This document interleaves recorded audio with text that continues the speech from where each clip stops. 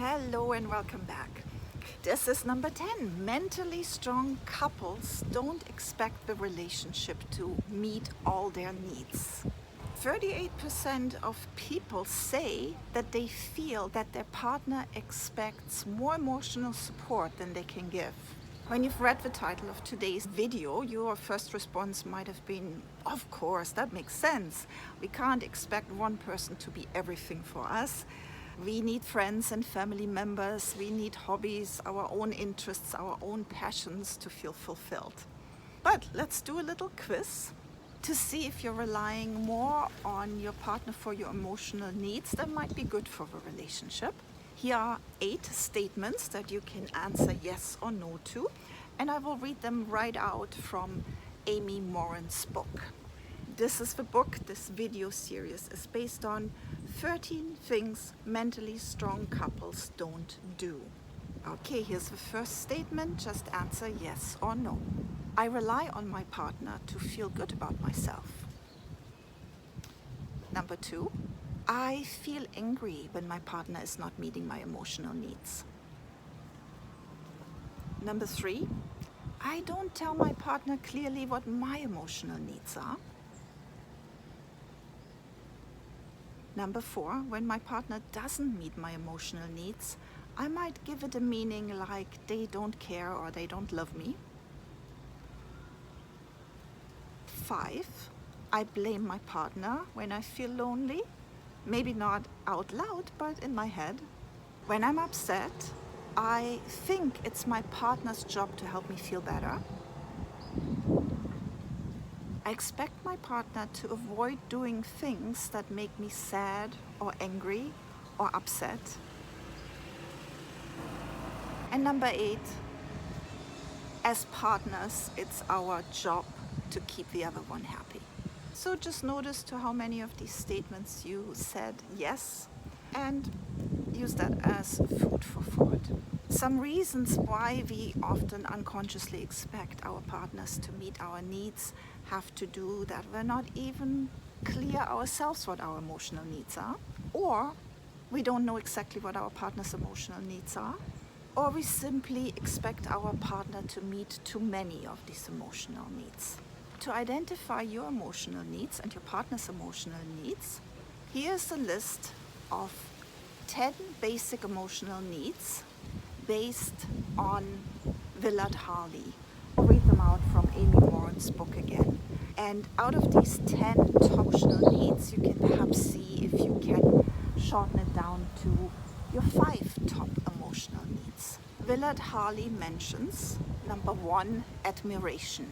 When we like compliments or affirmations from our partner, and we need that for our emotional well-being. Number 2, affection. That can of course show up in different ways: physical affection, emotional, verbal affection. Number 3, intimate conversations. When we communicate about our hopes, dreams and fears, that requires being vulnerable and can be very intimate and an important emotional need. Number 4, domestic support. If you share a household or even have a family together, you might expect support like cooking, cleaning, raising the kids, and doing other household chores. Number 5, family commitment. When couples have children, that is an important emotional need. Number 6, financial support. Even if you don't expect them to support you right now, it might be very reassuring and might make you feel secure knowing that if you were to become unemployed, your partner would and could support you financially. Number 7, honesty and openness. Number 8, physical attractiveness. That means remaining physically attracted to each other. Number 9, recreational companionship. Are you doing enough recreational activities together as a couple? Number 10, sexual fulfillment. It is very important to remember that our partners aren't mind readers. You cannot expect them to know what your emotional needs are. So don't make them guess. Sometimes we think if he or she really loved me, they would know. That is nonsense. Instead, set yourself and your partner up for success by speaking up beforehand. by telling them upfront what you need, by taking responsibility for your own needs and meeting some of these needs for yourself, and then checking in with them. It might be that your partner feels you depend on them too much, or perhaps you feel your partner is expecting too much from you in regards to their emotional needs. If you feel that your partner is depending on you too much, first of all, check if your inability to meet their current needs is permanent or temporary. Let's start with temporary. Life can be very busy and challenging, and it might be that right now your focus is required on work, or you're very focused on raising the kids. It could, however, be that this inability to meet their needs is permanent because your needs are opposing forces. Let's say you in general need more space and they need more closeness. I would go back to different attachment styles.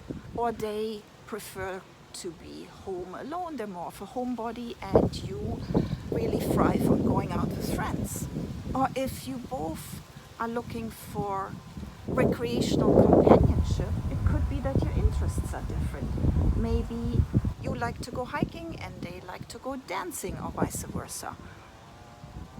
In the case of permanent needs that are different, we need to be finding compromises. We need to constantly work on creating a healthy balance between meeting your own needs and still spending some quality time together to be able to meet each other's needs. Now, if your partner feels you're depending too much on them for your emotional needs and they're pulling away a bit, your first response might be to cling to them even more. That is a natural reaction.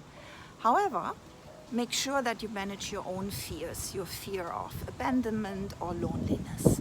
And realize that it probably took a lot of courage for your partner to speak up and express that they can't meet your needs. They're not doing this out of a lack of love for you. It might be also hard for them to admit that they cannot give you all. Thanking them for their honesty and courage is a good starting point. Also see this as an opportunity to grow stronger as an individual, but also as a couple. When you have your own interests, your own social contacts, that brings in newness into the relationship, and it might even make you more attractive to your partner, because knowing everything about somebody else kills our curiosity and sometimes even our attraction a little bit. As always, Amy Morin warns about common traps you could fall into with this topic. It is not okay to justify inappropriate or destructive behavior by blaming your partner for not meeting your needs. The first thing that comes to mind there is a person who has an affair and blames their partner for it because they didn't meet their emotional or sexual needs. It is your responsibility to speak up to your partner before a betrayal happens. An affair has occurred, it will take a lot of work to recover from it, so have the courage to speak up beforehand. Then you can make a plan. You can talk to your partner which of your needs they can meet and which of the remaining needs you can meet in a healthy way and how.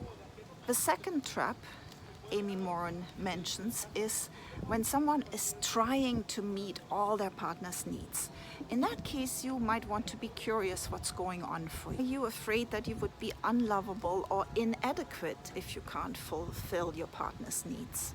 Or do you even fear that they will leave you or go outside of the relationship to have their needs met? To talk to your partner about your emotional needs and whether you're meeting each other's needs successfully, you could ask them about examples for emotional needs that are more important to them than to you, and vice versa. Are they aware which emotional needs are more important to you and less important to them? A great topic is, what do we do well when it comes to meeting each other's emotional needs, and what do we do well in regards to meeting our own emotional needs? That's it for this topic. If you like this video or this whole video series, please give me a thumbs up. And remember to subscribe to my channel. You can click the notification bell so you will be reminded when the next video comes up. Our next video in this little series is going to be number 11 from Amy Morin's book, Mentally Strong Couples Don't Neglect Their Partnership. Till then, bye-bye.